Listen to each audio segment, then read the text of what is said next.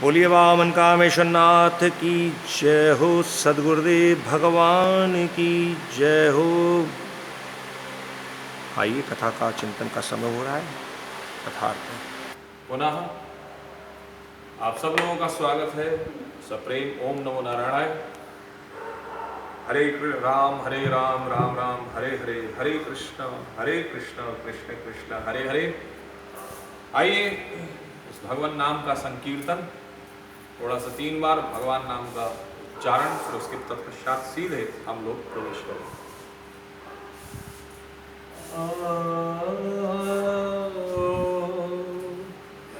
हरे राम राम राम हरे हरे, हरे कृष्ण कृष्ण कृष्ण हरे हरे, हरे राम राम राम हरे हरे, हरे कृष्ण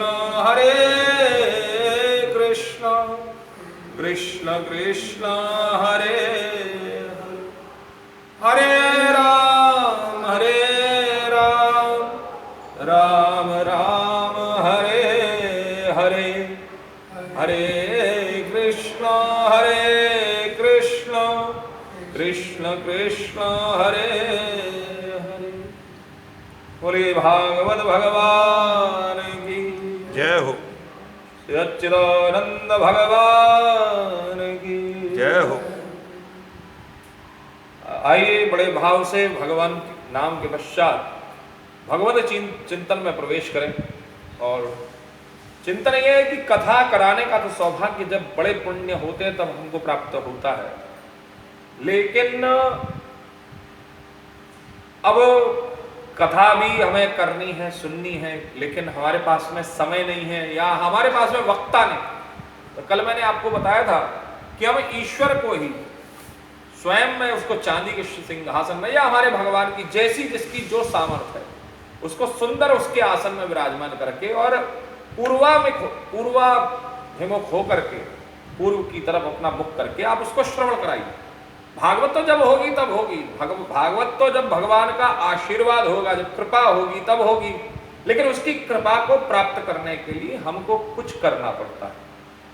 अब यह जो कुछ करना पड़ता है, कृपा एकदम से नहीं होती, ये निश्चित मानिए।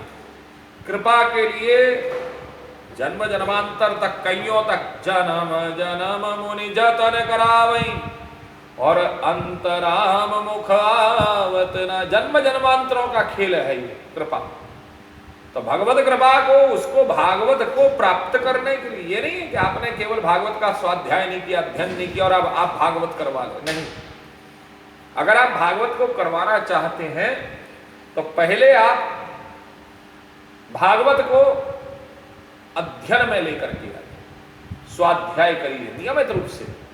और केवल भागवत का नहीं, किसी भी ग्रंथ का अगर आप जो है करना चाहते हैं तो पहले आप उस ग्रंथ का स्वाध्याय करिए। श्रीमद् भगवद गीता है, गीता को अगर आप जानना चाहते हैं तो पहले स्वाध्याय करिए। बच्चा स्कूल में जाता है ना, किसी प्ले ग्रुप वगैरह में जाता है, स्कूल में जब वो प्ले ग्रुप्स तो अब आजकल की लिए खुल गए, लेकिन प्ले ग्रुप में जाने की से वो स्कूल में जाने से पहले उसका क्या होता है, बोले उसका एक इंटरव्यू होता है कि वो बच्चा कितना जानता है।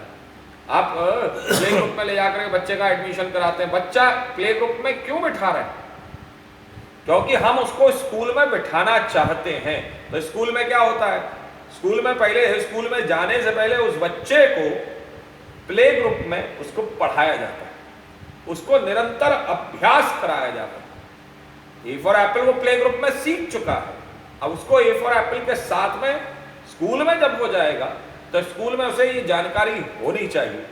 3.5 वर्ष का बच्चा या 4.5 वर्ष का बच्चा 3+ और 4+, जब वो सीबीएसई बोर्ड में या इंग्लिश मीडियम में या कहीं भी किसी भी स्कूल में जब वो जाएगा तो बच्चे को ये जानकारी होनी चाहिए, बच्चे को ये पता होना चाहिए कि वो क्या पढ़ने के लिए जा रहा है, वो कहाँ जा रहा है। तो उसको स्कूल में बिठाने से पहले प्ले ग्रुप क्यों? तो प्ले ग्रुप इसलिए कि जिससे कि बच्चा स्कूल में बैठना सीखे, बच्चे को पता लगे कि स्कूल में अब उसे आगे बढ़कर वो बच्चा सुबह सुबह उठना सीखे, बच्चा सुबह सुबह जगना सीखे, स्कूल के लिए तैयार होना सीखे, बैग को रखना सीखे, बैग को अपने पीठ पर लाद करके निकलना सीखे। जरा विचार करिए। और स्कूल में भी उसको बाकायदा डिसिप्लिन में, इन ऑर्डर ऑफ डिसिप्लिन, अनुशासन के नियम के अंतर्गत उसको बैठना सिखाया जाता है बच्चा। जब एक साधारण से संसार में एक स्कूल में एडमिशन कराने के लिए, एक अच्छे स्कूल में एडमिशन कराने के लिए बच्चे को हम तैयारी कराते हैं, बच्चे की तैयारी होती है, बच्चा तैयार होता है। तो जरा विचार करिए कि इस असाधारण संसार के, आध्यात्मिक असाधारण संसार के ईश्वर की कथा के लिए, ईश्वरीय कथा के लिए, ईश्वरीय कृपा के लिए क्या हमको तैयारी नहीं करनी चाहिए? निश्चित करनी चाहिए। तो यहां पर बड़ा सुंदर भाव है कि विरक्तों को, यहां पर देखिए जो कथा में जो लोग बुलाए जा रहे हैं, निमंत्रण दीजिए, सारी व्यवस्थाएं रोजाना करिए, अब बोले सारा विधि विधान से पूजन इत्यादि, बोले ये तैयारी का प्रावधान है, ये तैयारी है। और ये तैयारी किसकी है? बोले श्रीमद् भागवत कथा की। बोले भागवत क्या है? बोले भागवत भगवान का स्वरूप है। जब हम लोग बोलते हैं ना, तो यहां पर पुष्पांजलि, जब पुष्प को समर्पित किया जाता है प्रभु को व्यास गादी पर, तो यहां पर बड़ा सुंदर कहा जाता है श्री भगवन नाम स्वरूपणे, श्री भगवत नाम स्वरूपणे, श्री भगवन नाम स्वरूपणे श्री भागवत पुरुषाय। श्री भगवान के नाम के स्वरूप, नाम स्वरूप में जो विराजमान विद्यमान है, ऐसे भागवत पुरुष को हम नमस्कार करते हैं। तो यहां पर बड़ी ये सारी जो जितनी भी सप्ताह विधि जिसमें कही गई है, इसमें यह भी कहा गया है कि आप सूर्योदय से कथा प्रारंभ करें। इसमें कई सारी व्यवस्था, वो बहुत सब जो नियम इसमें, ये तो कथा सप्ताह का श्रवण करने का नियम, लेकिन ये नियम हम सप्ताह में 7 दिनों तक हम धारण कब कर पाएंगे? हम सप्ताह में 7 दिनों तक इस कथा का नियम तब धारण कर पाएंगे जब हमको अभ्यास होगा। और अगर अभ्यास नहीं होगा, अभ्यास हमको नहीं है साहब 4 घंटे बैठने, 5, 3, साढ़े 3, 4 घंटे में ही हमारी स्थिति जो है, हमारे 3, साढ़े 3 घंटे की छोड़ो, हमारी स्थिति तो 15 मिनट में हमारा जो है वो आसन बदलता है। अब जब 15 मिनट में आसन बदल रहा है तो स्थिति जरा विचार करिए, हम ईश्वरीय कृपा का कैसे अनुभव करें? तो यहां पर जो है आपका ये अभ्यास हो रहा है, भागवत कथा को सुनने का अभ्यास। और सुनने में भी, वो सुनने का अभ्यास आपको कब होगा? जब आपने उसके बारे में पढ़ा होगा। भागवत अगर आपने पढ़ी होगी तभी आप उसे सुन पाएंगे। और आज के समय में स्थिति ऐसी हो रही है कि हम सुन नहीं पा रहे हैं, भागवत को हम सुनते ही नहीं। क्यों? अच्छा, भागवत में वही विशेष, वही सारे स्वरूप, वही सारी चीजें क्या क्या है, जरा विशेष, जरा विचार करिए कि भागवत को हम क्यों नहीं, हम बोले भागवतों में केवल यही चरित्र है, सुदामा चरित्र ही है केवल, कि भगवान कृष्ण ने केवल माखन लीला ही की है, गोवर्धन, ये चरित्र हमारे आचार्य लोग सिर्फ इसलिए सुनाते हैं आपको क्योंकि ये चरित्र आपने सुने हुए हैं, इसलिए। और उसकी विस्तार से आचार्य लोग, हमारे महापुरुष लोग, हमारे वक्ता लोग उन चरित्रों की सुंदर जब व्याख्या करते हैं तो उस व्याख्या को समझने के लिए आपको दिमाग नहीं लगाना पड़ता, वो व्याख्या आपके सामने स्वघटित होती चली जाती है, क्योंकि उन चरित्रों को आप सुन चुके हैं। सुदामा चरित्र आपने सुना है, माखन चौर लीला आपने सुनी हुई है, आपने रस्सी से बंधने की लीला आपने भगवान की सुनी है, आपने राम जी ने धनुष तोड़ा ये लीला आपने सुनी हुई है, ये चरित्र आपने सुना हुआ।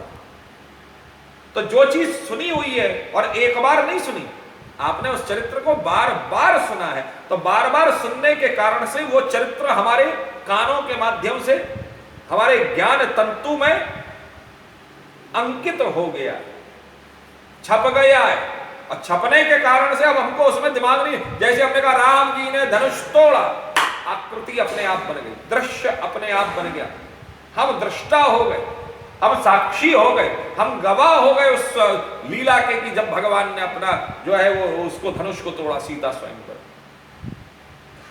तो ये जो चरित्र है, ये जो व्यवस्थाएं, ये भागवत सुनने से पहले आप पहले भागवत का अध्ययन कीजिए।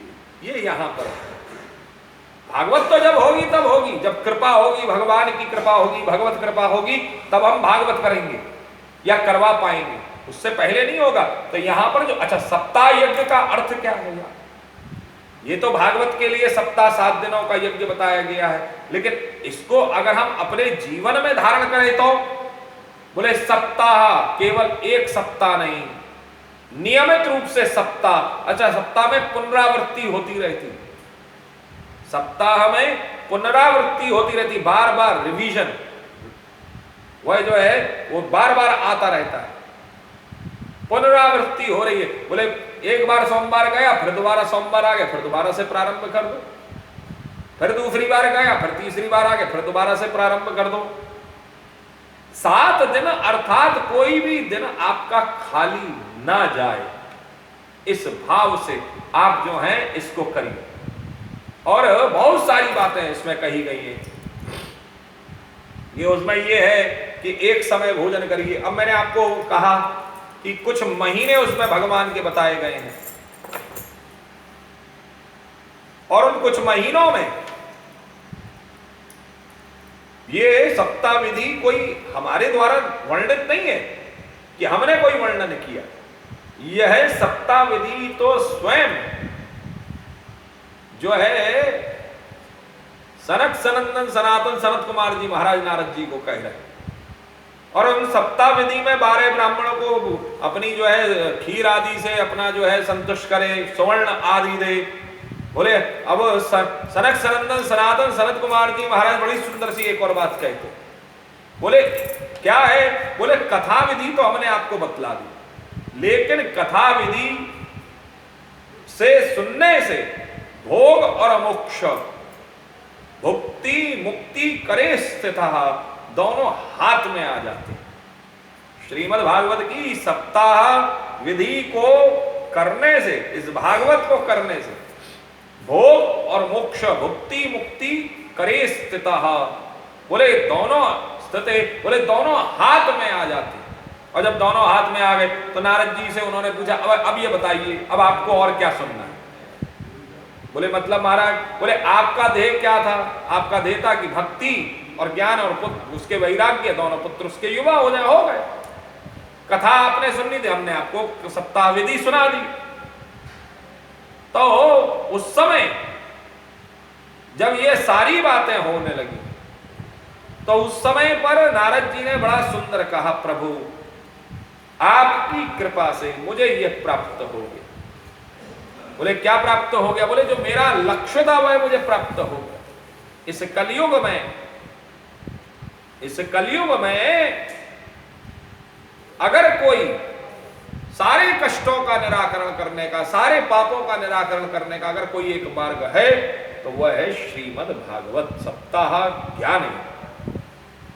जब ये कथा चल रही थी तो उसी कथा में चलते में उसी समय बड़ा सुंदर सा एक प्रसंग आता है कि कथा समाप्त होते ही व्यास नंदन शुकदेव जी महाराज वहां पर पधारे।